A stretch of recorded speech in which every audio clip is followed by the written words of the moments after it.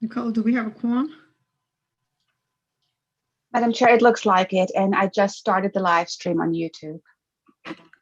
Okay.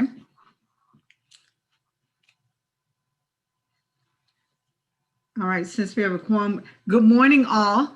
I am calling the Richmond Regional Transportation Planning Organization Policy Board April 1st meeting to order. We will begin with our pledge allegiance to the flag. I pledge allegiance to the flag of the United States of America and to the republic for which it stands, one nation, under God, indivisible, with liberty and justice for all. Thank you so much. Now, good morning. Of course, you know I'm Patricia Page, and we welcome you this morning to our policy board meeting. You have received the statement regarding virtual meetings in your package, so we will forego that and go directly to our roll call and certification of quorum. Thank you, Madam Chair. Good morning. Good morning. I will start with Town of Ashland, Mr. Hodges. Here. Ms. Barnhart. Charles City County, Vice Chair Coda. Chesterfield County, Mr. Carroll. I'm here. Can you hear me? Yes, sir. Good morning. Mr. Holland. Present. Mr. Winslow. Ms. Haley. Goochland County, Mr. Lumpkins. Ms. Lascolette. Good morning, Mr. Lumpkins. Ms. Lascolette. Hanover County, Mr. Davis. Mr. Peterson. Here. Ms. Pritchard. Henrico County, Ms. O'Bannon. Here. Mr. Thornton. I see you, Mr. Thornton. Good morning. Mr. Brannan. I hear you. Thank you. Mr. Brannan. New Kent County, Chair Page. Morning, President. Mr. Tiller. Mr. Evelyn. Powhatan County, Mr. Williams. City of Richmond, Mr. Addison. Present. Ms. Jordan. Ms. Lynch. Dr. Newbill. Here. Mr. Jones. Ms. Larson. Ms. Robertson. Capital Region Airport Commission, Mr. Rutledge. GRTC, Ms. Tim. Present. Ms. Adams. Richmond Metropolitan Transportation Authority, Ms. Dean. Here. Secretary of Transportation or Designee, Mr. Mann. Here. Good morning. Good morning. Mr. Riblet. Here. CTAC, Mr. Basham. Mr. Martin. DRPT, Mr. Brule. Here. Ms. Dubinsky. Here. Federal Highway Administration, Mr. Nelson. Here. Mr. Duran. Federal Transit Administration, Mr. Koenig. Ride Finders, Ms. Tisdale. Here. Ms. Ruffin. In Virginia Department of Aviation, Mr. Burnett. That concludes the roll call for attendance. Madam Chair, you have a quorum. Thank you so much. Now we will move directly into item A on agenda administration. Item A1 is consideration of amendments to the action meeting agenda. Are there any? Hearing none, we will move to item A2, which is approval of our March 4th Policy Board action minutes. Are there any corrections, revisions? Move to approve, Madam Chair. Second, Madam Chair. Thank you. We have a roll call, Ms. Mueller. Yes, thank you, Madam Chair. May I verify who made the motion, please? Mr. Winslow. Yes, Thank you very I did, and I much. apologize. I was trying to put a yes on being present this morning, but the phone was ringing at the same time, so I apologize. Thank you, sir. And Dr. Cynthia Newbill. Hill. Madam- Yes. Mhm. Madam Chair, David Williams, I'm sorry, I'm joining the meeting late. Okay, we're gonna put that little mark beside your name, sir. All right, I'll take the Thank you, roll ma'am. call for item A2, the approval of the March 4th meeting minutes. Town of Ashland, Mr. Hodges. Aye. Chesterfield County, Mr. Carroll. Aye. Mr. Winslow. Aye. Richmond County, Mr. Lumpkins. Aye. Hanover County, Mr. Peterson. Aye. Henrico County, Ms. O'Bannon. Aye. Mr. Thornton.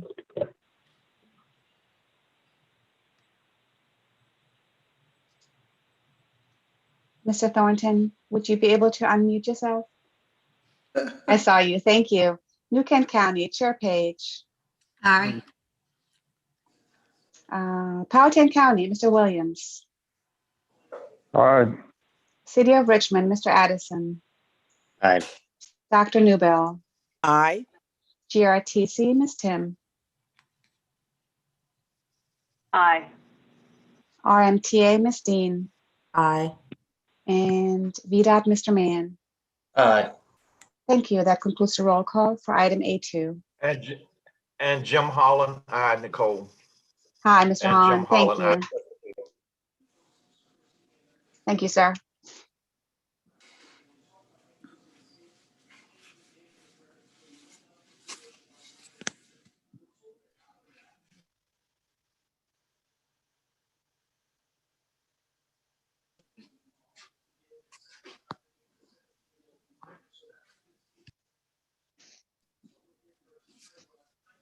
I don't see Chair Page. I don't know if she has some technical difficulties.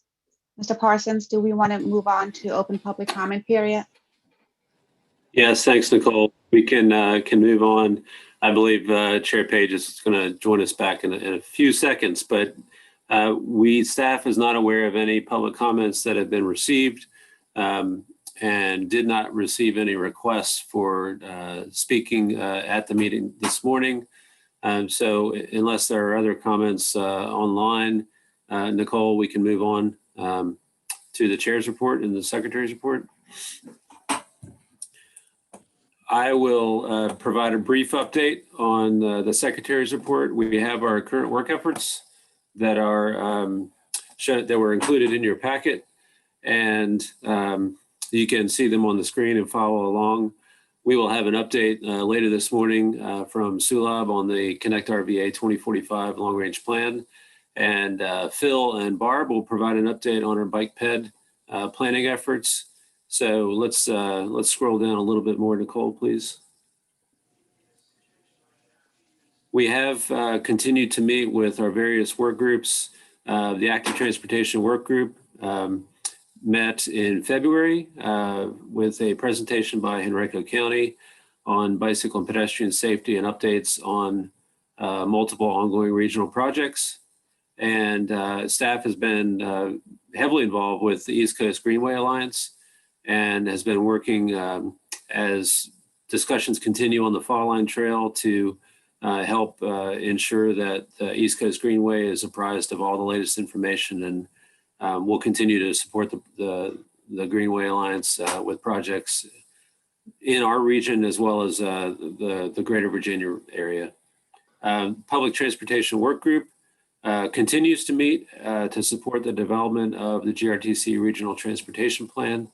And we are excited that that plan is moving along like gangbusters, and we are approaching the completion of that plan and the ability to present that report back to the CBTA and look forward to continuing to support GRTC as that plan is developed. I guess one more brief item. The Vision Zero work group has not met in the past few months, but we are received yesterday through correspondence with VDOT that the consultant is on board and is underway to help us put together a regional action plan, which includes a lot of data collection and analysis on safety efforts and identification of hotspots around the region to consider traffic safety and really set the stage for any future decision making and policy that this group or others may want to consider. So that's going to kick off in earnest, I believe, in May, and will continue through the summer as that plan is developed. That is a plan that is sponsored by VDOT, and we are excited to be the recipient of those efforts with VDOT and their consulting team. I believe that's it in terms of work status updates. Our monthly work status report was also included in the agenda packet, and staff is happy to take any questions on that. I think the last item in the Secretary's report is CBTA updates. Many of you are involved, as we all know, and there are lots of things going on, both on I mentioned the GRTC Regional Public Transportation Plan, which is nearing completion. We are also moving forward with the Transit Service Governance Report, which is required for submittal to the Governor and General Assembly in June, and that is on track. And we're getting lots of great input and support from many of you and your staff as we work through that process with our consultant team on the CBTA side.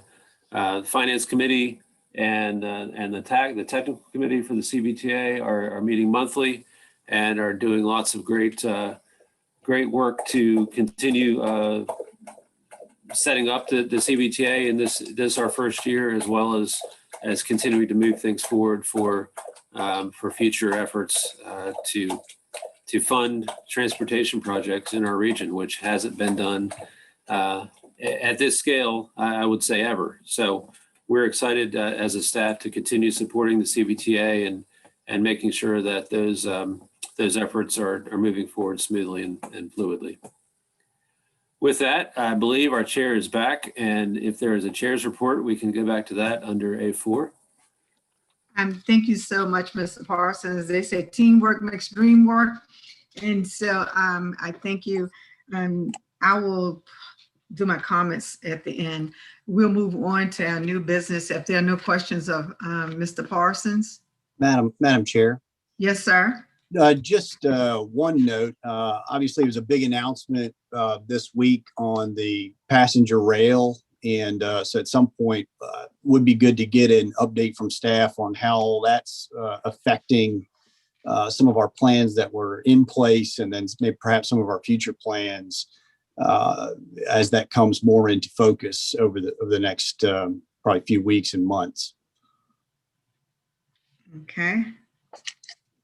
Thank you. Are there any other comments? John Hodges, Town of Ashland, would endorse Mr. Winslow's recommendation. Absolutely. Thank you. And we will be getting an update. Thank you, Mr. Parsons, in advance for that.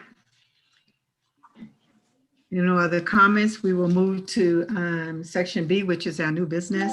We have our CMAQ program update, starting with the Port of Virginia from Ms. Nelson. Good morning. Unmute yourself, ma'am. Sorry. Thank you very much. Good morning, Barbara Nelson. Delighted to be with you this morning. And Nicole, I believe you're going to show the slide deck, correct? Okay, perfect. Thank you. On behalf of the Port of Virginia, we would like to thank you for your support since 2008 to partner with us in creating a national model for utilizing CMAQ funds to invest in inducing mode shift from the asphalt highway of I-64 to the marine highway of the James River. My remarks today will provide an overview of RMT's growth, the market, and the environmental impacts of barge versus truck on air quality. Next slide, please. The Port of Virginia is a system of terminals, each with a value to positively impact transportation system performance. Whether by barge, truck, or rail, our focus is to offer the right mode choice for the customer. From an environmental and safety perspective, pushing cargo as far as it can go on water has the best impact, followed then by rail and then by truck. This slide shows the relative locations of the Port of Virginia terminals and the travel time savings by utilizing these terminals. The choice of terminal translates into vehicle miles traveled savings as well as fuel savings. During the past 5 years since the port entered into the long-term lease with the City of Richmond, the barge service between Richmond and the Hampton Roads regions has had an equivalent impact of $4.2 million in roadway maintenance savings and $2.6 million in congestion savings because of shifting cargoes from truck to barge. Capacity and technology investments at the two of the Port of Virginia's largest terminals are providing the ability for us to handle an additional 1 million containers. This growth gives the port the capacity to push imports and pull exports for economic growth in the Richmond region and across Virginia. Next slide, please. The Richmond Marine Terminal, I'll provide a very brief overview. A number of you had the opportunity to visit when we had a TPO meeting there nearly 10 years ago. It is a 121-acre economic interchange powerhouse for the port and for the region. It has interstate connectivity to 95, 85, 295, and rail access that capitalizes, both of which the road and the rail capitalize on the James River and the 64 Express. Next slide, please. The year-over-year growth ending in 2020 with just over 41,000 import and export container moves, compared with the 2016 nearly 16,000 import and export container moves, is a significant testament to the growth and opportunity at the Richmond Marine Terminal. Comparing fiscal years 19 versus 20, our year-over-year growth was approximately 22%. And that growth is balanced between imports and exports, which means that the barge service is operating with balanced sailings. And much of this growth in the past 5 years is attributed to business announcements, 13 business announcements, nearly 1,000 new jobs, and $386 million of investment across the region. That $386 million in investment translates into approximately 4.5 million square feet of new industrial development in the greater Richmond area. Next slide, please. For the barge market, while much of the market is concentrated in the Richmond region, it is also distributed across the Commonwealth. Again, a testament to the value of pushing cargo as far as you can by water as the first move. This map, in addition to market opportunities in the Richmond region, it reflects services that draw beyond the region to places such as Keysville, Blacksburg, Roanoke, Lynchburg, Madison, and Chantilly. Next slide, please. Reducing emissions is a core priority of the port sustainability platform. And while the market growth at RMT is producing strong results, the emissions reduction results are positive too. As part of our monitoring of the air quality impacts of the barge when compared to trucking, we track 6 chemical compounds that contribute to air pollution. This table reflects the number of truck moves that were removed from the roadway and moved by barge for the calendar year 2020. Nearly 42,000 trucks compared with 195 barge sailings. It also shows the calculations of the impact of each compound by the total moves. Again, comparing barge to truck across the pollutants. And the good news, or perhaps great news, is that the moves by barge reduce more tons of all 6 pollutants when compared with trucking.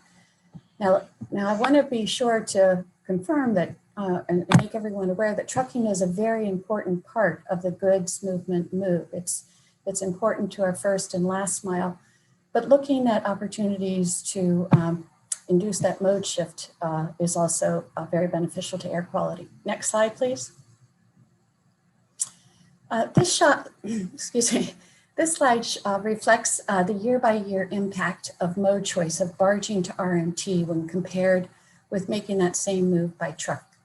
The increasing volumes of containers moving by barge is providing consistent and positive impacts on reducing chemical compounds that contribute to air pollution. Next slide, please. In conclusion, I would just like to say that the Port of Virginia extends its thanks to the TPO for your continued support for choosing to invest discretionary funds towards a pilot project in 2008 that continues to produce economic transportation system performance benefits and air quality benefits. And I'm happy to answer any questions at the appropriate time. Thank you.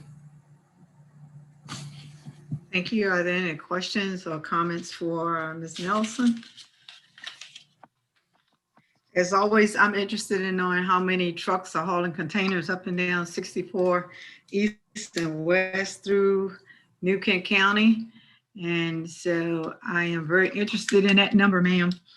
And we're thanking you for all that you do to move cargo at a safe and at a rate that affects our environment. So we thank you. We'll have now from the CMAQ program, the City of Richmond, Ms. Moore. Good morning. Good morning. Today, I will be providing an update on the City of Richmond employee trip reduction program that is currently being funded with CMAQ dollars from the TPO. Next slide, please. The overall mission of the city's employee trip reduction program is really a part of the city's larger transportation demand management program, or TDM program. And created over 15 years ago, it really is a way to encourage those commuting into Richmond to use alternate modes of transportation when coming into Richmond. Next slide.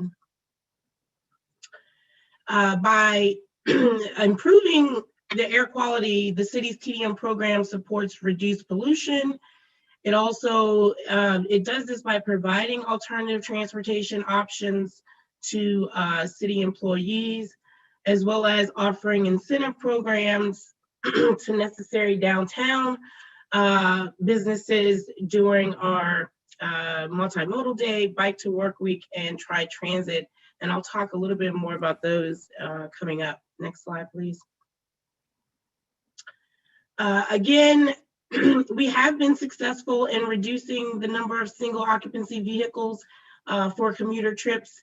And we've also continued to meet the intent of the CMAQ program by improving Richmond's region's air quality, reducing traffic congestion, and conserving energy. And again, this is done through a number of strategies that we employ here at the city, with the employee trip reduction program, again, being a part of those strategies. Next slide, please. Specifically for FY20, the employee trip reduction program, while hit with COVID during the months of March, which we ceased providing the VANPOOL services, as well as GRTC went into fare free, we were still able to capture a number of reduction in commuter miles for from the July period through that March period, which was a total of about 122,000 or so 476 reduced vehicle miles traveled.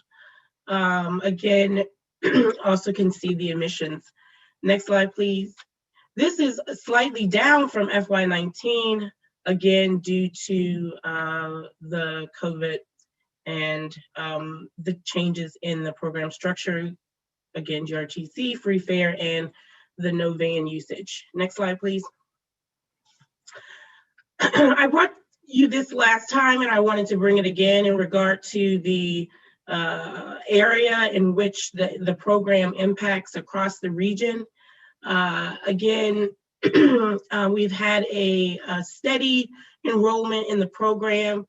Even through COVID, we still get emails for those interested in utilizing the program.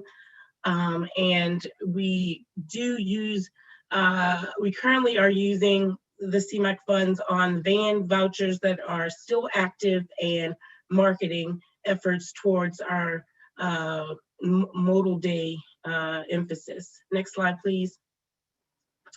Yes, I wanted to provide to you the specific of the zip codes and the specific number of people that are utilizing the service. I think this was requested last year. Next slide, please. And again, this presentation being in your files, you will have those numbers there present for you. Thank you. Again, the city has, again, brought the focus in on the employee trip reduction program, and we've tried to enhance it starting last year in 19 with the sponsoring of multimodal day. This year we've added bike to work day, as well as tri-transit week annually into our efforts to increase non-modal ridership on specific days and weeks. And we've seen this really take a good hit into reducing single occupancy vehicles, and we found it to be 84% impact on any given day or week. Next slide, please. Again, currently the CMAQ for TDM allows for these types of strategies to be undergone. And again, we continue to do education and outreach and really try to emphasize reducing the emissions and the use of single occupancy vehicles in the downtown area and the overall region. Next slide, please. The program costs in FY20 are down from the $170,000 annual cost, again, due to the pandemic and the zero fare policy. So it was about $120,000 for FY20 of CMAQ funds that were used. The city, again, is currently utilizing these funds on VANPOOL and carpool vouchers, marketing and educational outreach. We do have a balance of approximately exactly $239,112 that we will utilize over the next few fiscal years for the program. With that, after talking with the TPO staff, we will go in for the FY22 CMAQ grant application and just put in the FY24 request of the $170,000 for that fiscal year. Next slide. And with that, I can take any questions that you may have. Any questions or comments? Madam Chair. Yes, sir. Madam Chair, Canova Peterson, Hanover County. We had a discussion on this program, I believe, several years ago, and I had some real concerns, and I'm trying to figure out how it's changed, because it appears on the surface to me this is an employee benefit for the city of Richmond employees, and that they're all getting free public transportation, and it's limited to the city employees. A program such as this, if for us to be providing for it regionally, I'm feeling like that it needs to be more far-reaching than just the city employees of the city of Richmond. I know we've had the discussion before, and maybe I haven't picked up what the changes were that I was understanding would be taken from when we reviewed this a few years ago. Ms. Moore, can you explain to me how this is something other than just a city benefit being paid for by the TPO? Yes, sir, I would be happy to. You are correct in that the city of Richmond is the entity that is utilizing the van and voucher program to incentivize its employees. But those employees of the city of Richmond are from all over the region.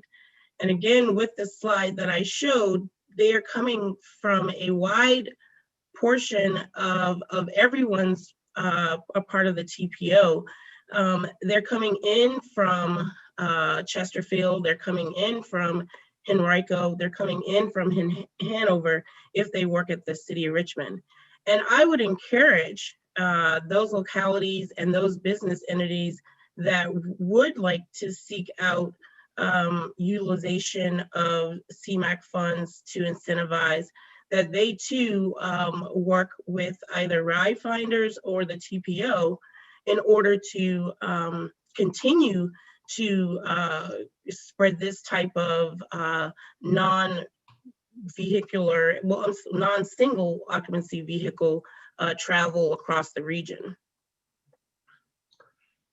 Well, my understanding, this was going to be revised so that it had a lot broader scope than just the employees of the city of Richmond, and would also going to serve the citizens of the city of Richmond as well. This apparently has not happened. Is that correct? No, sir. And I'm sorry, I didn't speak on, and specifically with the expansion is the marketing outreach to the downtown businesses, as well as the modal days that we hold. Those days are inclusive of all citizens in Richmond for participation. So on our multimodal day, it is a pledging of using a non-single occupancy vehicle on that specific day. And again, that had a participation, I think of approximately 460 people that were outside of city employees last year, as well as the bike to work. We have canvassing going out into the community to encourage people to pledge to not drive their car in on specific days. And so we really have attempted to, we've gone into businesses, we work with ride finders on their campaigns in order to continue really to create a large swath of education and outreach for those to really to make the modal shift. I don't believe you were here, involved with this when we discussed it last time. But one of the concerns was there's a lot of folks in certain areas of that do not have access to transportation due to financial conditions or what have you. That would be much, I feel like it would be much better for this program to expand to help those folks than it would be just to provide an employee benefit to the city of Richmond employees to ride a free bus, have free bus rides. Yes, sir. And I think that I can take your comments, and while we are really, I think that would be a great opportunity to allow for us to, and the new office, to really develop some strategies that may broaden the program. I can commit to attempting to do a better job at spreading the funds amongst the community, if allowed.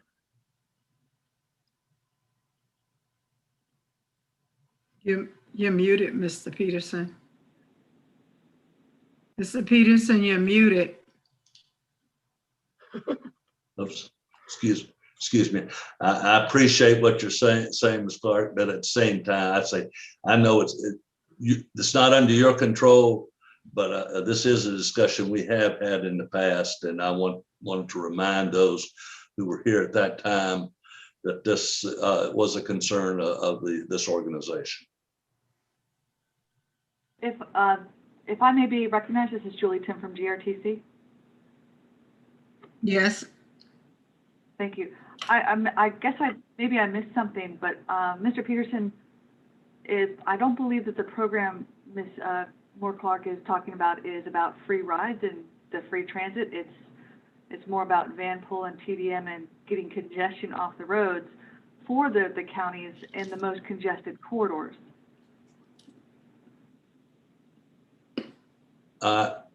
Ms. Tim, I think that is a good way to describe it, but the fact of the matter is it's still a benefit that is only available to the City of Richmond employees, and it is free transportation. If this were a program being utilized for all the state employees, the city employees, and to get the people out of their cars, that would ring a little bit truer. But when it's just specifically centered on one organization's staff, I have a little problem with it as being I don't have a problem with the program. I have a problem with whether it should be funded regionally rather than by the city. I'd love to be able to have a conversation about this with Vaughn, who's the head of Ride Finders, and the city about how we can look at doing exactly what you said. We've had the conversations, similar conversations, I think, with CVTA about how we can create these multimodal connections, not just van and not just carpool and not just transit, but how do we connect them all? And I would love to get engaged in that conversation to see if we can advance your concerns to a solution. I think you're missing Mr. Peterson's point. His point is that why isn't this open to any business, for instance, in the city of Richmond? If you're cutting it down and it's only to employees of the city of Richmond, why not open it up to every business, for instance, in the city of Richmond that has people commuting from outside the area? That, I think, is that not your point, Mr. Peterson? I think that's a better way to put, I mean, that's the bigger issue that I think he's getting at. I agree. And I'd love, again, to reframe what I said. Thank you. I understand that, and I think that is a valid position, and I'd like to work with Vaughn and Ms. Moore-Clark to see if we can find ways to expand the program. Because if you look at the 5310 funding, each jurisdiction is working on a van for people who are elderly or whatever, and that's a way we do it, but it's all over. It's not just one group of people in one facility or one business. I mean, that's the way we try to look at it. Understand. Thank you. Thank you, Ms. O'Bannon. You did explain it better. Dr. Newbill? Yes, I would like to just say that I certainly hear the concerns that are being raised, and will certainly, with our staff as well as with GRTC and my colleague on this call, go back and take a look at what you have shared with us with an eye towards how we expand and increase the opportunity in terms of this particular resource to have even greater impact. So we do hear that, and we will certainly get to the table to explore opportunity and options and get back with this body. Madam Chair, David Williams in Powhatan County. I share Mr. Peterson's concerns as well as Ms. O'Bannon's, and I'd like to thank Dr. Newbill for going back and exploring as to how we can meet the challenges that, you know, both Mr. Peterson and Pat has brought forward today, because, you know, we have the same concerns in Powhatan County. But again, thank you, Dr. Newbill, for going back and revisiting this. Thank you, Madam Chair. You're welcome. Absolutely. Thank you. Any other comments?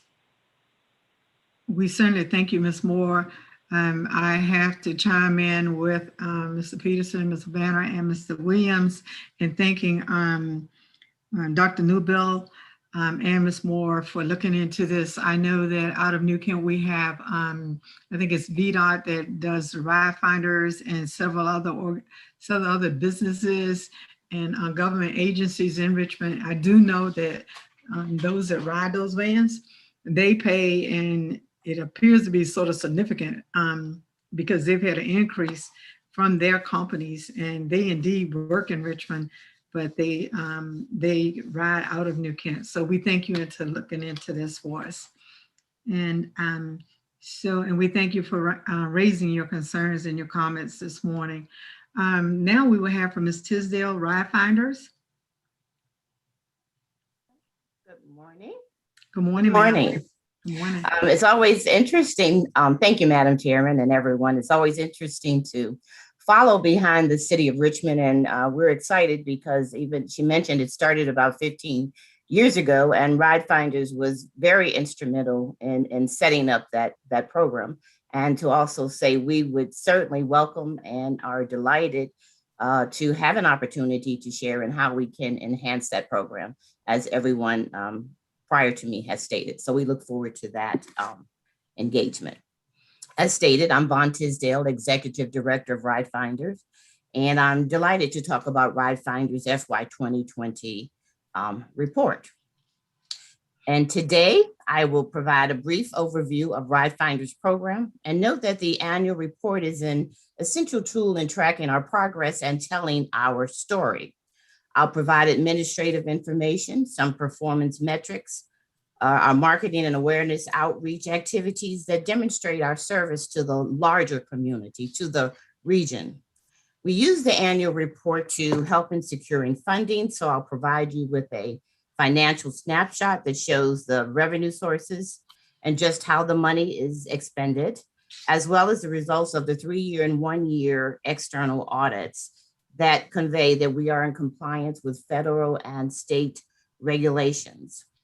All of these activities and strategies have positioned us to remain your award-winning rideshare agency on international, national, and regional levels because we are both passionate about and compassionate in providing services and being a trustworthy resource to this region, especially during what has been and continues to be a challenging time. So we can proceed to the next slide, please.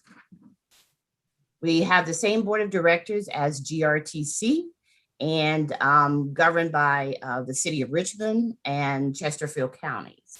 We also have a Ride Finders Advisory Board consisting of those who contribute to funding Ride Finders, but also the Chamber of Commerce, some state agencies, the Department of Environmental Qualities, certainly a representation from Plan RVA, the Tri-Cities, non-voting members as the Federal Highway Administration, and a private citizen.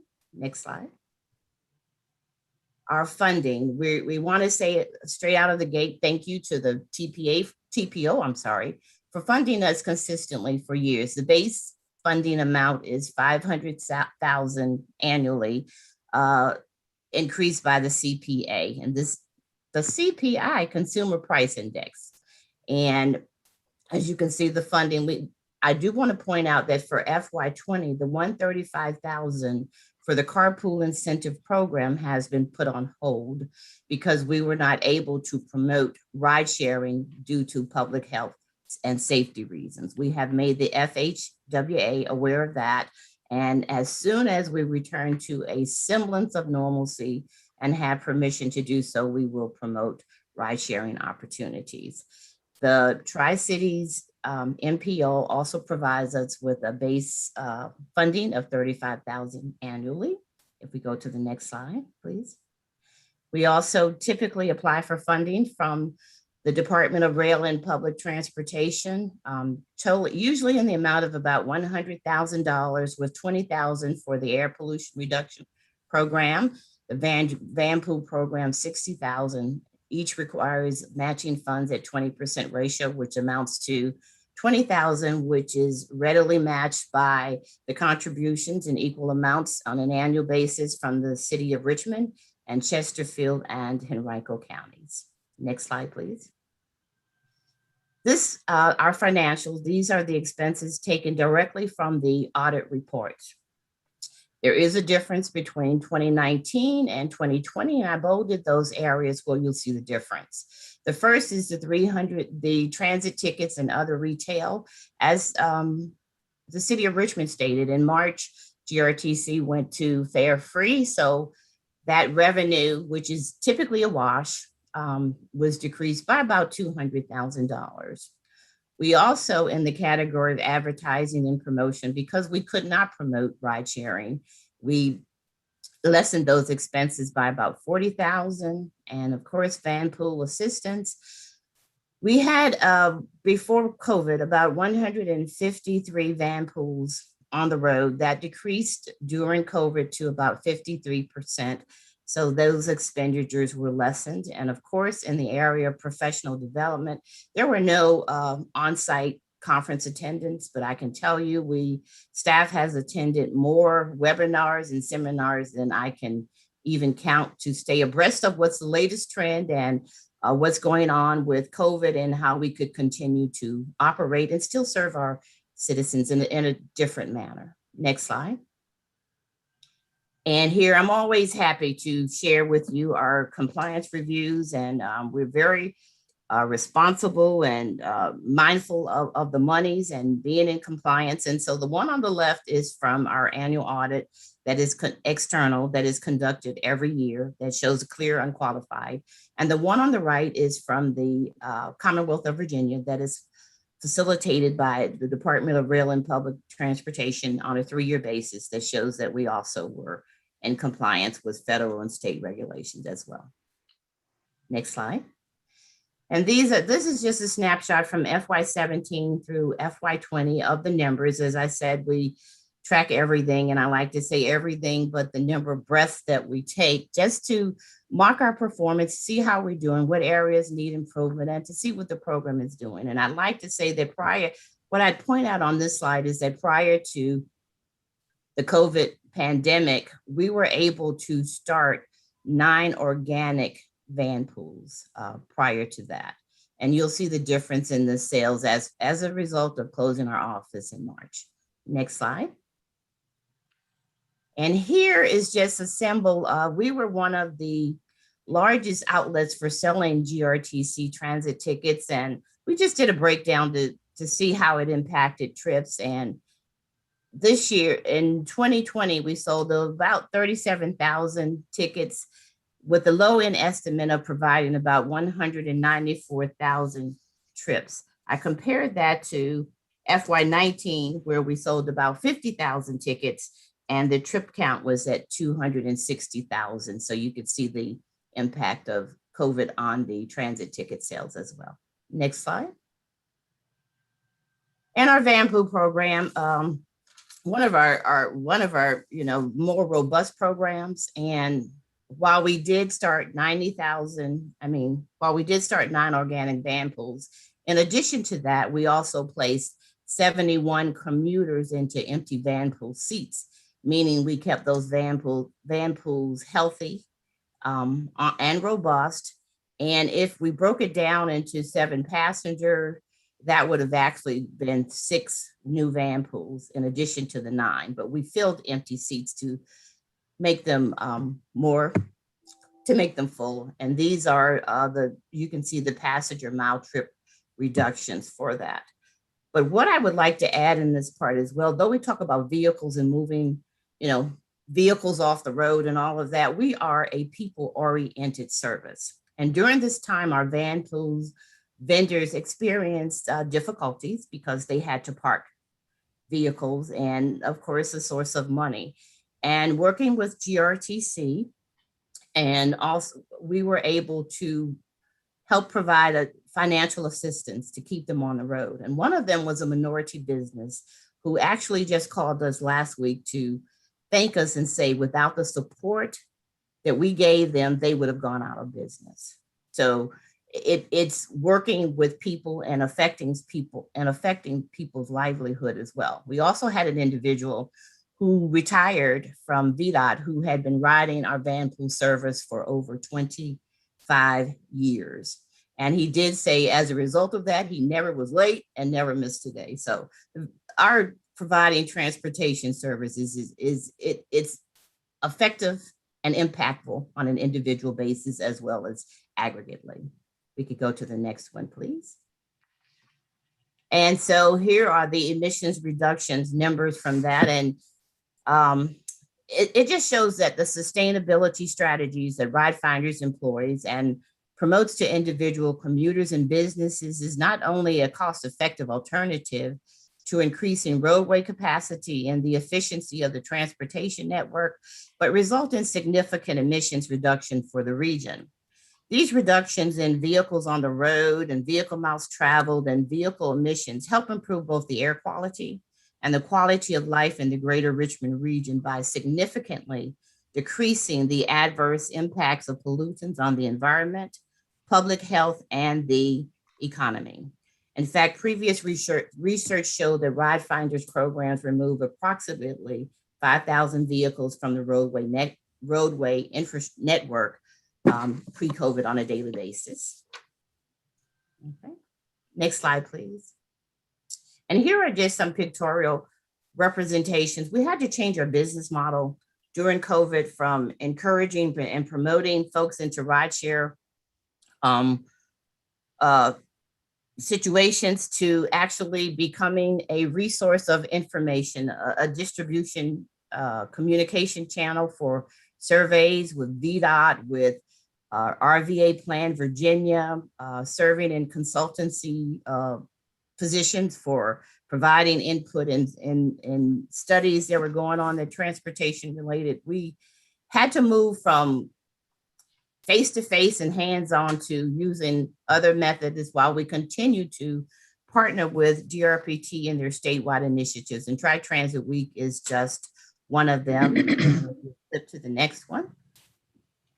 Also, telework, of course, became very huge, and we provided technical assistance and directed folks to DRPT's website because that was really huge. But one of the campaigns that we ran that we were very proud of, we promoted, issued a challenge to record telework trips and partnered with our software developer who we exceeded our goal. And on our behalf, they donated $500 to the local Feed More is under our carrying commutes. Next slide. And our clean air campaign, you see a lot of me. And that was because our staff used me. They also staff to market because we use social distancing practices, but just to show that we practice what we preach and we put other ideas out there. And I'll tell a little bit more about that clean air campaign at the end, just a few other remarks. Next slide. And staff participated in community events where social distancing and masking were duly observed, along with providing participating in virtual transportation fairs and meeting with employers through digital technology. Next slide. And so here we are at the end. I remember early in my career, I was always very excited to win an award. Of course, as you mature, you realize it's the work that you do and the impact that you have on individual lives as well. So here you see several awards that the agency and individual team members have received recognition for, both within and outside of the industry. And up until last Friday, I was most proud of that Environmental Protection Agency Clean Air Excellence Award because Ride Finders was the only TDM agency in the country to receive the Clean Air Excellence Award from the EPA. But then last Friday, we got a call, we got a notification that Ride Finders is the recipient of international recognition for the Communitas Leadership Award in Community Service and Corporate Social Responsibility for the Clean Air Campaign. And the components of the Clean Air Campaign align very strongly with the City of Richmond's RVA Green 2050, Henrico County's Go Green with Henrico, and Chesterfield County's Sustainability at the Home initiatives, and many of the other jurisdictional goals for a healthy environment and healthy communities and individual stewardship. So in closing, what I'd like to say is this is a condensed version. The full version of the report can be found at that link. But I would just like to say that this is a compressed version that demonstrates what Ride Finders does both quantitatively, qualitatively, and state again that we are your award-winning organization with a proven record of striving for excellence in service, functionality, resourcefulness, fiduciary responsibility, and innovation to exceed expectations. I do believe that one of the greatest assets in any business, in addition to its revenue stream, is its human capital and its service to humanity. It's been my pleasure to share this with the Regional Transportation Planning Organization and interested entities that Ride Finders is well worth your financial investment, your trust, and your support as we serve and remain a viable part of the region's transportation tapestry. And if there are any questions, I will certainly take them at this time. And thank you again. Thank you, Ms. Tisdale. Are there any questions or comments? I would like to take the opportunity to congratulate firefighters on your on the acknowledgements and the awards and acknowledgements that you have received. We thank you for providing service and service with excellence, as well as customer service. So we thank you so much, ma'am, and your organization. Thank you so much. Madam Chair, this is Jim Holland, Chesterfield County. Yes, sir. I join also in congratulating you on a well-done report. Thank you for your service to the region and for the international recognition that is so well received. And of course, we thank you as you have continued to do it, this program, and do it well and enhance it and improve it. So best regards and congratulations, Ms. Tisdale, and your team. Thank you. I will share that with them. Thank you. Now we will move on, if there are no other comments. We will move on to B2, which is our FY 22 through 27 RSTBG and CMAQ draft allocations. Sure. Good morning, Madam Chair, members of the board. This is the FY 22 to FY 27 allocations. So we've reached the end of our allocation cycle for the year. To give you a quick overview of what things look like this year, there's been a significant reduction. So this is essentially the COVID reduction. It's a little delayed on our end, but a lot of you have already seen it at the local level. But it's about 13% cut from what we had expected at the end of last year when we adopted the allocations to what's available this year. So we received the available allocations on February 25th. We provided a draft plan to TAC on March 9th, and TAC provided a recommendation to the policy board on the 19th. So a quick overview for each of the programs. For CMAQ, this is a breakdown of available allocations from the FY20 cycle, what we approved back in September, and the FY21.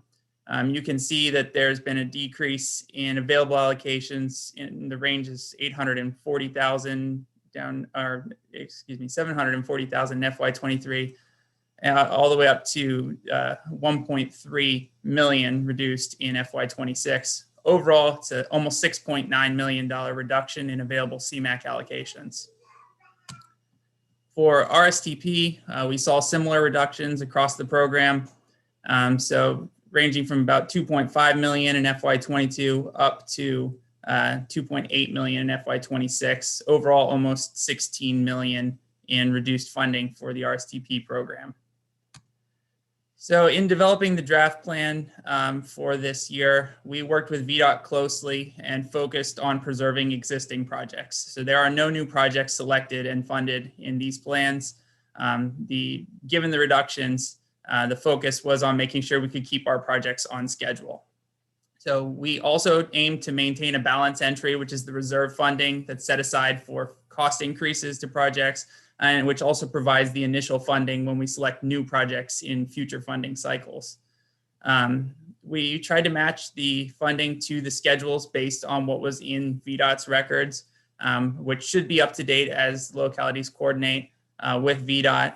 And this has been vetted through TAC as well to make sure those did match up. And then finally, we prioritize project delivery over development. Essentially what that means is if we had the choice between funding construction phase of a project or like the engineering or right-of-way phase, we focused on construction because that project was closer to completion. So in terms of the CMAQ allocations, there are 17 existing projects which required funding during this 6-year period, and they were all funded. The funding was matched up to the schedules on the projects. So that's $37.9 million that's allocated to projects in the plan.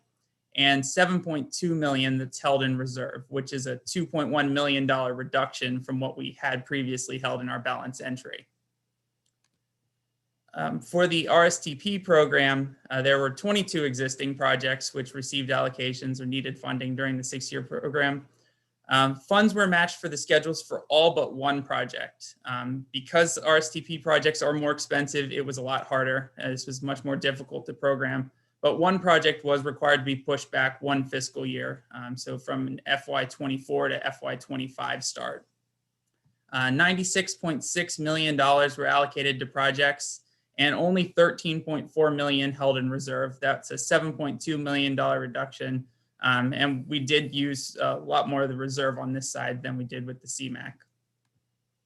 So as I mentioned, TAC has reviewed the draft allocations programs. They held a special meeting on March 19th to review, and they unanimously recommended approval of the draft plans. So the action that we're requesting today is that the RRTPO Policy Board approves the allocation of the Regional Surface Transportation Block Grant and Congestion Mitigation Air Quality Funds as presented. And the tables with the draft allocations are included as attachments in your staff report. With that, I'd be happy to answer any questions you have about the allocations plans. Ms. Chairman, I have a question. Yes, ma'am. Okay. This is Pat O'Bannon. Why did we receive less money? And I'll defer to VDOT if they'd like to add any extra information on this, but essentially the way it's been explained to us is that because funding is matched to state revenues as well, with the reduction in available revenues for the state match, we do not have as much ability to fund RSTP and CMAQ projects.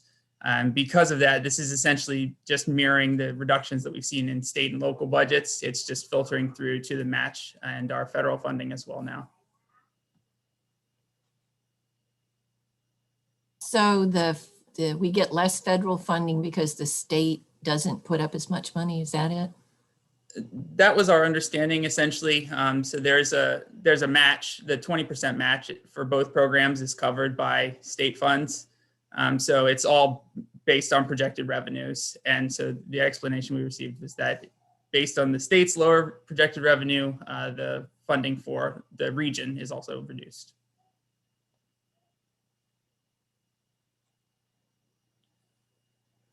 Okay, are there any other questions or comments? If not, the chair will entertain a motion.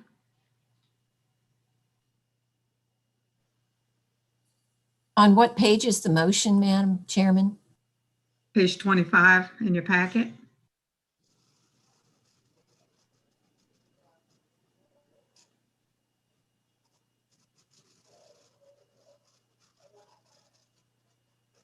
No one else will make a motion. I move we move the motion on page, that's on page 25. I'll second that motion. This is Jim Holland, Chesterfield County. Thank you. It's been moved to second. Nicole? Thank you, Madam Chair. The Policy Board will now be voting on item B2, the FY22 through FY27 RSTPG CMAQ draft allocations.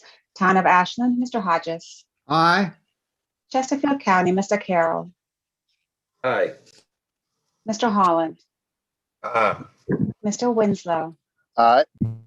Richmond County, Mr. Lumpkins. Aye. Hanover County, Mr. Peterson. Aye. Henrico County, Ms. O'Bannon. Aye. Mr. Thornton. Aye. New Kent County, Chair Page. Aye. Powhatan County, Mr. Williams.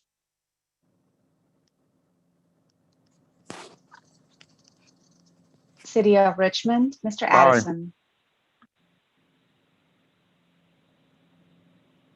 Dr. Newbell. Aye. GRTC, Ms. Tim. Aye. RMTA, Ms. Dean. Aye. And VDOT, Mr. Mann. Aye. Thank you. That concludes the roll call for item B2. Madam Chair, I think my phone may have been not on, was muted, but I voted aye. This is David Williams. Thank you, Mr. Williams. Thank you. And thank you, Mr. Bushings, for that presentation. Now moving to B3, which is the FTA Section 5310 Program Grant Application Endorsements. Yes, thank you, Madam Chairman. Good morning. It is my pleasure to present to you for approval by the TPO the FY22 Section 5310 applications for the Richmond region. 8 applications requesting a total of $1.783 million have been submitted. A little over $918,000 is anticipated to be available from FY22 Section 5310 funds. As you may know, the Section 5310 program helps in meeting the special transportation needs of elderly persons and persons with disabilities by removing barriers and expanding mobility options. I would like to request the TPO's approval of the following resolution of endorsement. Resolved that the Richmond Regional Transportation Planning Organization Policy Board endorses the following applications for Federal Transit Administration Section 5310 funds and found by the Department of Rail and Public Transportation to be eligible for FTA Section 5310 program funds. 1. Chesterfield County Citizen Information and Resources, $553,600. Chesterfield County Community Mental Health Services Board, $195,000. Goochland Cares, $65,000. Hanover Dash, $235,300. Heart Havens, $150,000. St. Joseph's Villa, $65,000. Senior Connections, $454,100. And the Mill House, $65,000. Thank you, and I'll be glad to take any questions. Thank you, Mr. Lance. Do we have any questions or comments? Madam Chairman, I have a question. How much, these amounts are pretty large.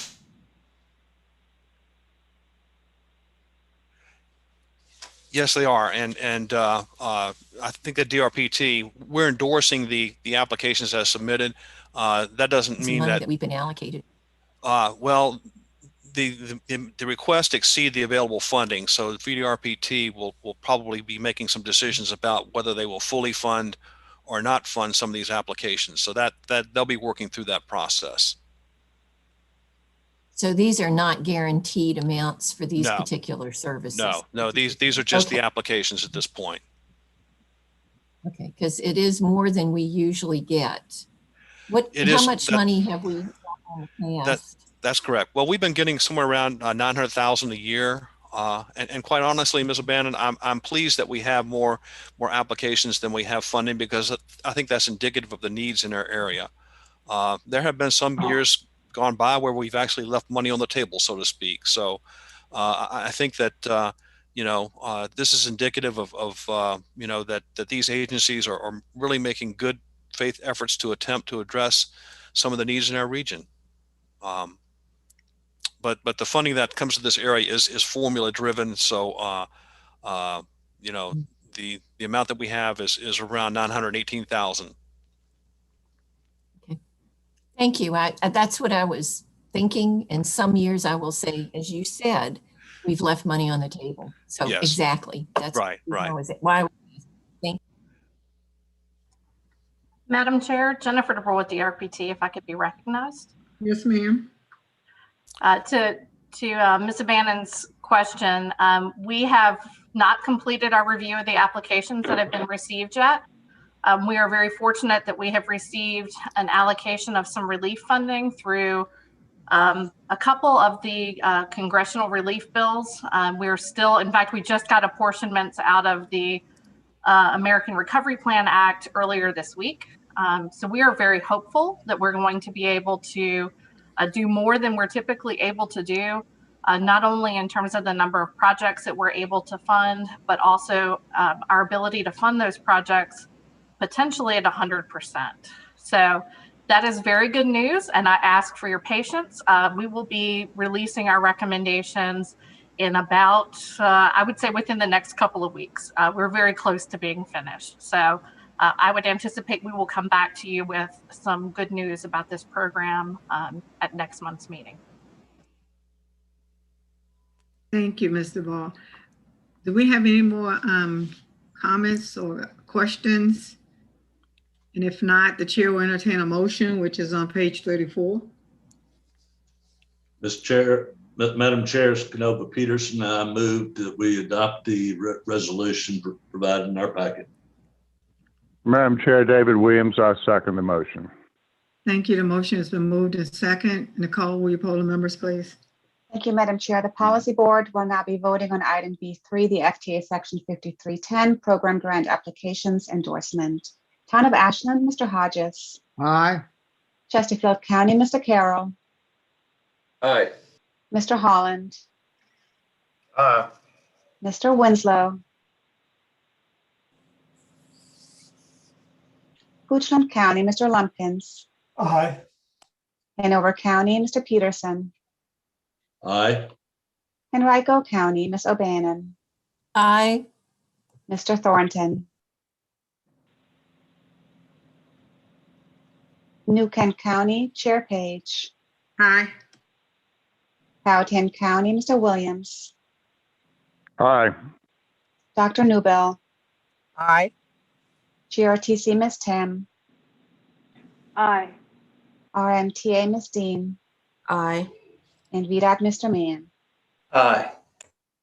Thank you. That concludes the roll call for item B3.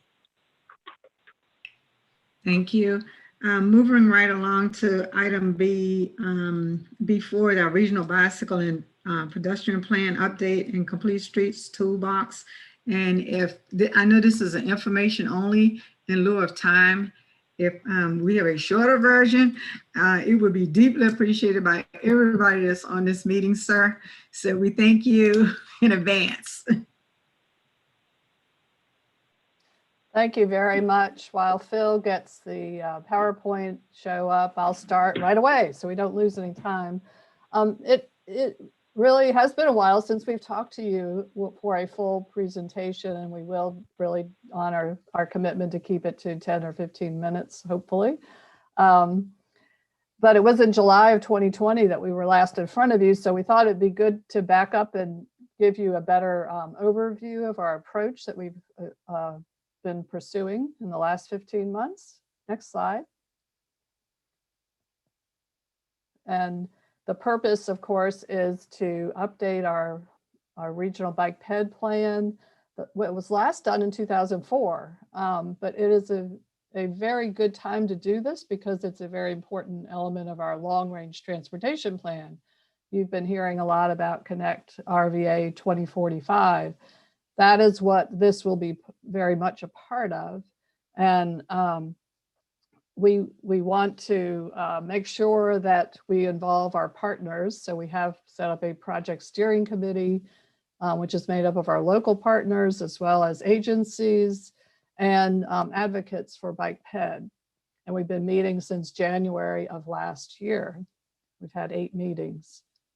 All right, number 3. Since 2004, we've seen a great deal of progress, particularly all of these things that are listed. The Virginia Capitol Trail is complete. We have another dedicated passageway across the James River with a T. Tyler Potterfield Bridge. The Huguenot Bridge was replaced with full access by bikes and pedestrians in the Cannon Creek Greenway, just to name a few.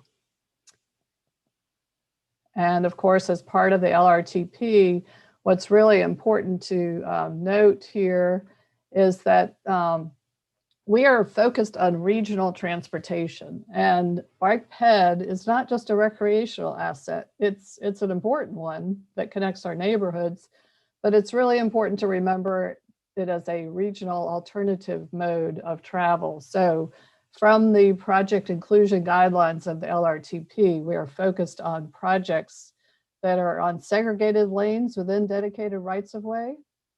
We are focused on projects that are of independent utility that are part of a larger multi-jurisdictional network or contribute to filling identified gaps in the existing network, and projects that directly connect and support existing transit service. Next slide. Our timetable, we are coming up on a draft plan that we will take to our steering committee in May, and you will see it back again in June. It's important that we time it carefully with the LRTP so that we also are identifying projects that will be part of the LRTP, part of the universe of projects. Right now, we have some 37 bike ped projects that fit that inclusion criteria. Next slide. To set the stage for what we feel is important, we spent several meetings with our steering committee. We've taken input through our different surveys through the LRTP process, and devised this vision, which you can see in front of you. This is guiding our entire approach, our aspirational efforts for 2045. And the next slide interprets those through guiding principles that we will also guide this presentation this morning. Just want you to focus on these key words: safety, equity, choice, completion, the last mile and first mile transit access, and contextual sensitivity of design. You know, what fits in the rural areas doesn't necessarily fit in urban, and vice versa. So we're sensitive to that as we guide the process. Next slide. And then we've also reached some common understanding of definitions, particularly for bike infrastructure. There's lots of different standards. We are focused on using NACTO standards within the context of our regional needs and how our own localities are interpreting these standards. Of course, we're including sidewalks as a very important element, and part of our story map will show that when you beam into that. But right now, we're going to share with you more about the bicycle regional bike system. Next slide. This is our process. I've borrowed this from Athens, Georgia. As you can see, we'll be sharing some regional layers, and I'll have Phil focus in on two smaller areas. But accessibility is really important. How do we use our existing road system? Which roads are most comfortable for bike riders? Based on a scale of 1 to 4, the safety factor is important. Low speed, low volumes are what are more conducive for multi-modal. And local demand, of course, we're looking at development patterns, activity centers, and public input that we've received through our LRTP process and through our own steering committee and their outreach. Next slide. So now I'm going to start just sharing very broadly the layers of data that we are depicting in our story map, which I encourage you to take a look at. We've provided a link to it in your board packet. But of course, we're looking at what are the barriers and opportunities that are provided not only by our rivers. You know, there are only certain places you can cross the river. So we do see that limits your access, north-south and east-west, but we honor our regional rivers as well as a recreational resource, and in particular supporting trail activities and connections to neighborhoods. But of course, we're not going to be riding bikes on the interstate or primary highways that are shown here. Next slide. But looking at our low stress network, I mentioned the roadway system that is more conducive to bike access and pedestrians that are more safe. About 80% of our road system is 25 miles an hour or less and very low volumes. So we consider that an asset that we need to be recognizing and planning. Next slide. Activity centers, destinations. Through our socioeconomic data in the LRTP, we've identified 20 centers of where there's a concentration of employment and residential densities. And you can see these, how they're distributed throughout the region. Environmental justice is an important factor for those that are dependent on something other than a personal vehicle. So this maps 6 different factors, not only minority and lower income, but zero car ownership, disabled, elderly, English as a second language. And these are those areas where the concentration of those factors are higher than the regional average. Health is a factor. Looking at the Virginia Health Department's Health Opportunity Index, these overlaid with the EJ areas is an important consideration because an active lifestyle, of course, makes for healthier communities and healthier individuals. These are the areas where there's lower health outcomes anticipated because of a number of factors that they measure. Next slide. And then you look at those together along with what exists now in our regional bikeway system. That, you know, many of these pieces of bike lanes and shared use paths are part of localities' own infrastructure, but also regional, as you see the Virginia Capitol Trail. Next slide. And also transit. It's very hard to see it at this level, and we need to really beam in on smaller areas so you can see where the transit first and last mile access would be most important.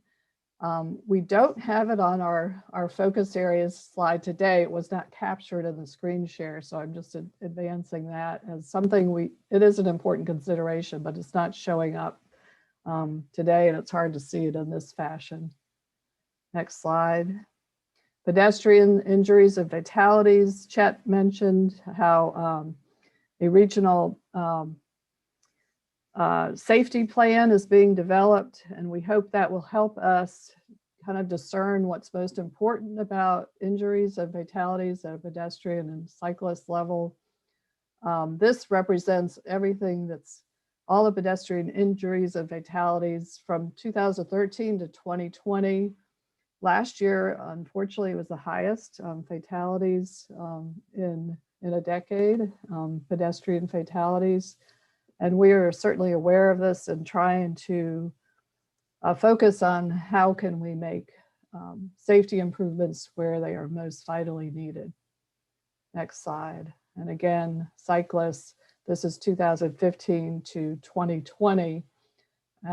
We think that the safety plan will help us greatly identify where the highest injury incidents that we need to address first should have priority. Next slide. Again, looking at our activity centers relative to where existing facilities are located on a regional basis. Next slide. And using our spines, regional spines, to set that framework. We do have the Virginia Capitol Trail that goes to Jamestown.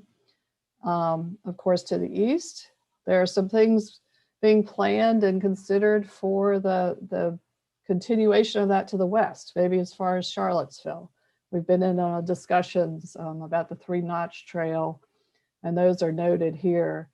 But most exciting is the Fall Line Trail, which is the north-south. So if we think of these as our interstates for bike ped, this is where we'd like to start in trying to build a network that feeds into these spines. I think the next slide is just another graphic illustration. If you can picture that as our bike ped interstate. I'm going to turn it over now, I think, to Phil, who is going to focus in on 2 sub areas very quickly so we can get, you can start to see how we're using this data. Phil. Sorry, I was having trouble unmuting, but can everyone hear me all right? Okay. Sorry about that. I ended up skipping ahead a couple of frames, but so we zoomed in on the areas, and again, using the same overview, this is where we've zoomed in, and the east end of Richmond is one of the areas we're going to show you how that affects. And obviously, there's a lot of environmental justice needs in this particular part of town, and you see a little bit more of the infrastructure with the green and blue bikeways and proposed proposed projects. Health Opportunity Index, again, very big factor in this part of town. You know, as Barb had gone over the pedestrian injuries and fatalities, as you zoom in, these numbers are much more prominent, you know, where those corridors, identifying where those accidents and crashes are occurring for pedestrians. And then again, for cyclists, a lot of overlap in these areas. But you know, how do we identify along these corridors areas for improvements that could help, you know, reduce the number of fatalities and injuries? You know, as we look in the East End, again, proposed projects that might mix with activity areas. These shaded areas you'll see, you know, obviously downtown is its own activity center, Manchester, and then towards the east, as you get towards the airport, you know, the east end of Henrico along the Laburnum corridor.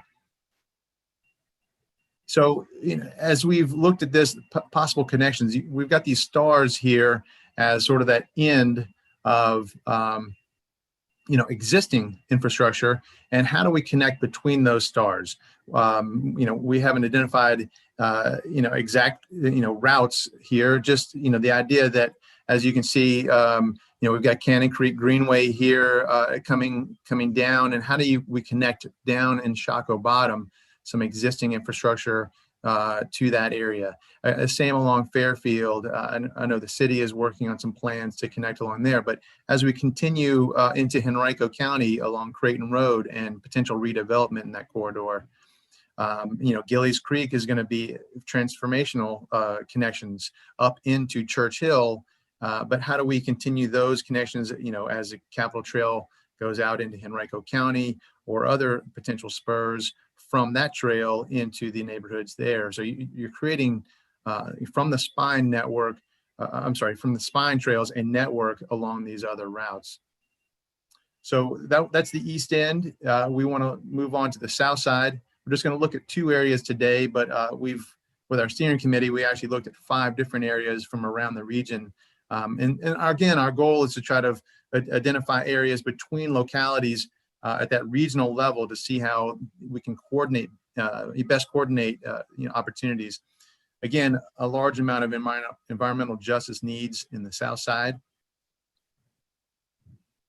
The same with the Health Opportunity Index, you know, big planning factor for this part of the Richmond region. Clearly, many pedestrian injuries and fatalities in this part of town along the Midlothian, Hull Street corridors, Route 1. Fewer, thankfully, in the South Side for cyclist injuries, but again, identified along many of the same corridors. And activity centers, you know, again, we've got the Commerce Corridor, you know, the Midlothian Turnpike, Hull Street Road, you know, corridors, lots of different job opportunities and, you know, obviously places where, you know, people live, and how do they best, you know, commute through these areas by non-vehicular transportation. So identifying some of these possible connections, we've got some new opportunities. James River Branch Line was approved for smart scale funding. If that is created through here, you're creating a very important, you know, not only a recreational location for the folks in that area, but how, you know, a safer way to move as a cyclist or a pedestrian through that area. And how do we make those connections? Again, this is very close to the proposed route for Fall Line along Route 1.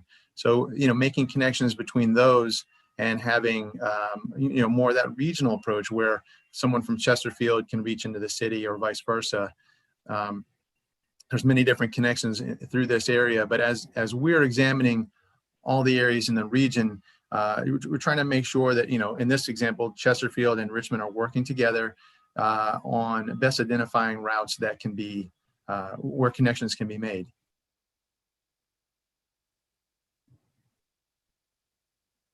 So, and I was going to say, as Barb said, you know, we did not have layers to show you today on transit, but obviously that the importance of connecting that first mile, you know, how that person gets from their front door to that bus stop, or that last mile, how they get from the bus stop to their, their destination, whether it's school, work, whatever it might be. But we're also obviously working on that as part of this planning effort. And thank you.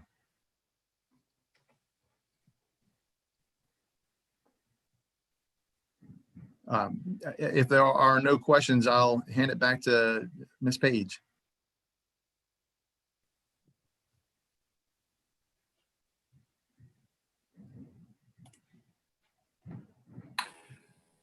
Thanks, Phil. Ms. Page may be experiencing some technical difficulties. Are there any other questions for Phil or Barb on the bicycle pedestrian plan? Okay, well, in the interest of time, let's move on with a quick update from Sulab on Connect RVA 2045. Thank you.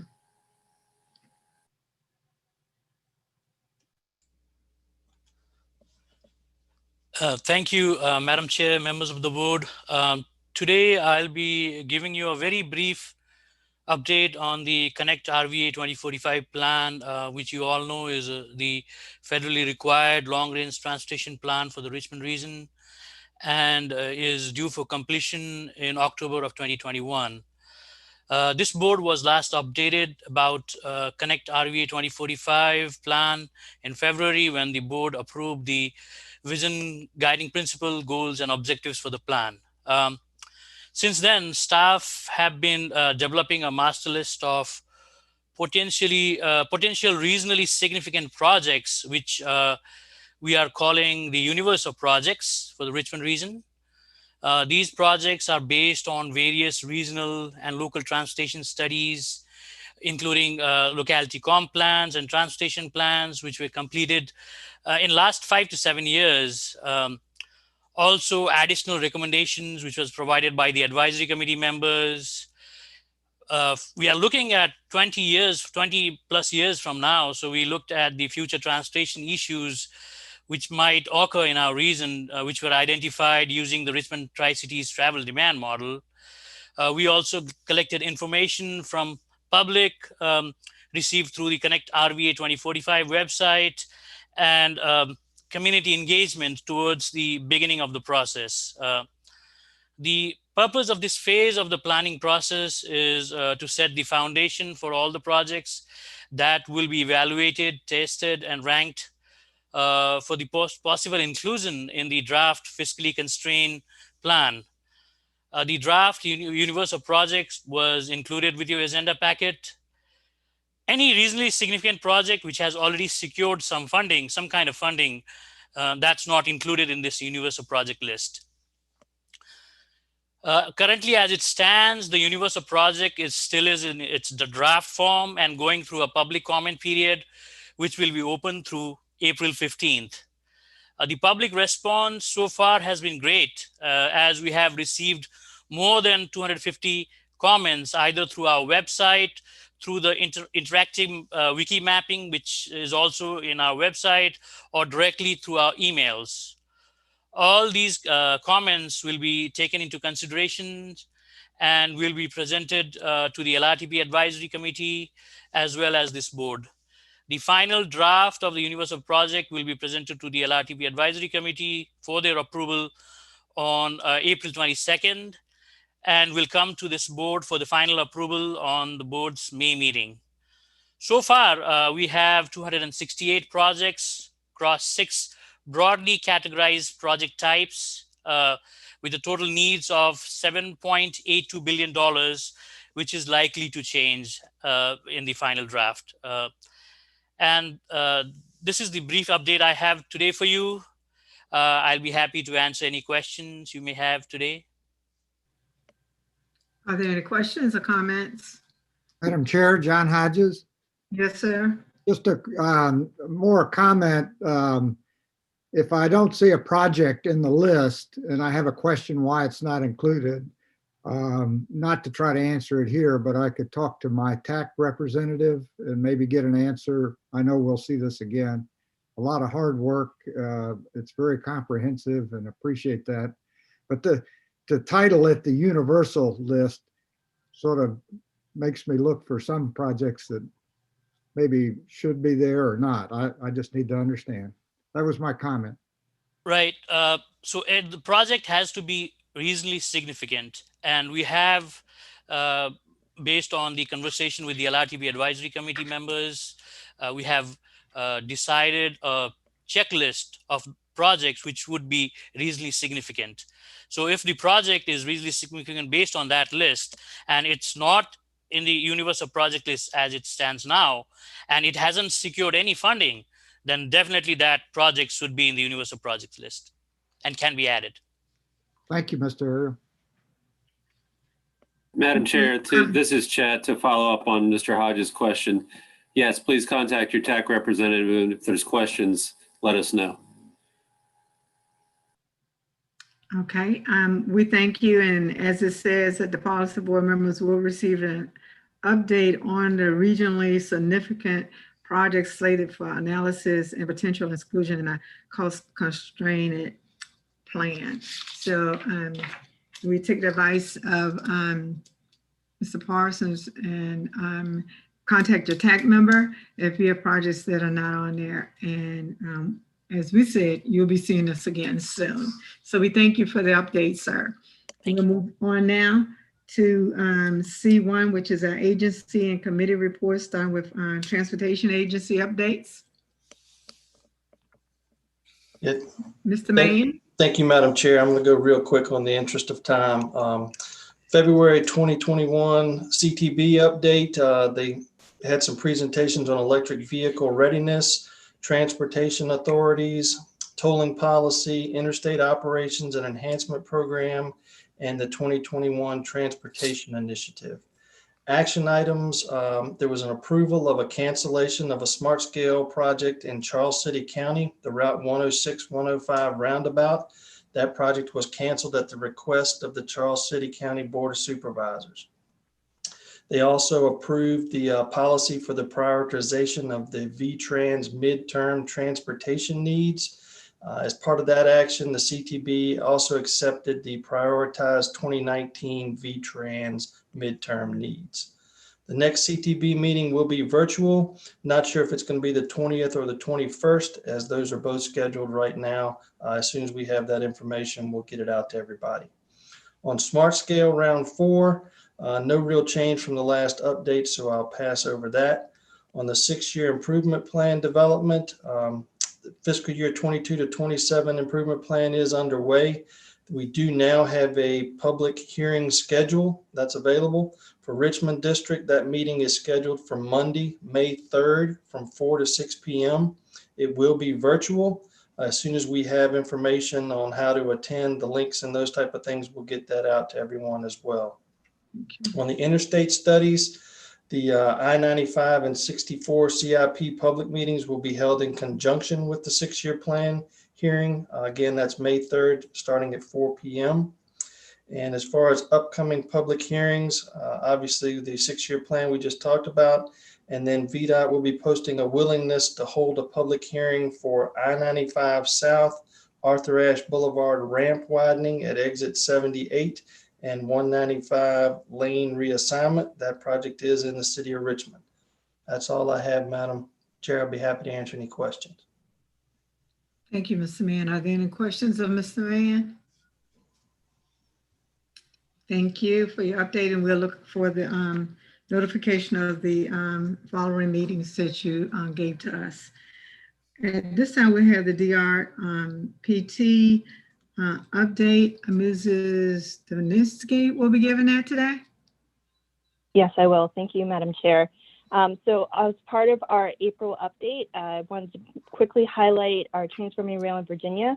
Just this past Tuesday, March 30th, Governor Northam announced that the Commonwealth has finalized agreements with Amtrak, CSX, and VRE, launching a $3.7 billion investment to expand and improve passenger, commuter, and freight rail in Virginia.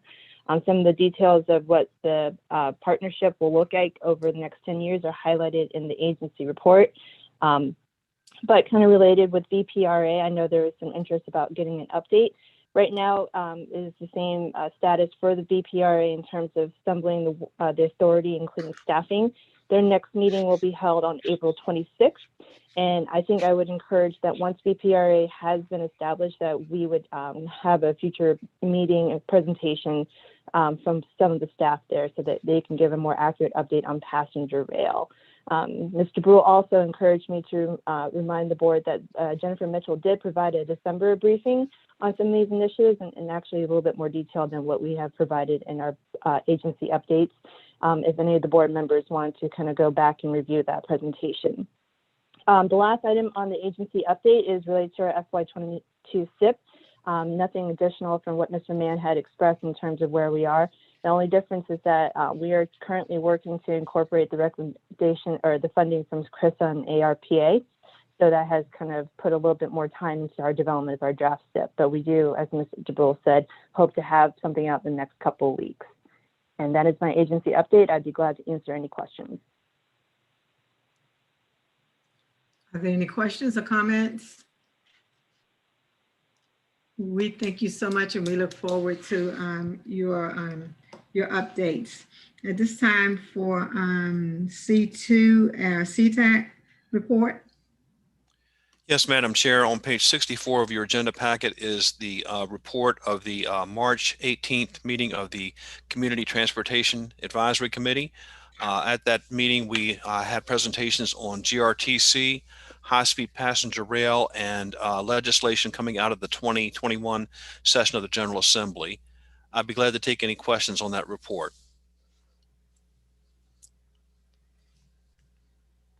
Any questions, comments, suggestions? We thank you for your CTAC report, sir. Thank you. Moving on to other businesses under topic D1, our future meeting topics. We ask that if you have topics that you would like to discuss, you will send them to Mr. Parsons for our agenda. And on page 66, we already have some topics, or do we? Oh, I have that page. Excuse me. Yeah, so we ask that you send them to Mr. Parsons for future meetings. Moving on to D2, do any of our TPO members, do you have any comments at this time? The floor is open to you.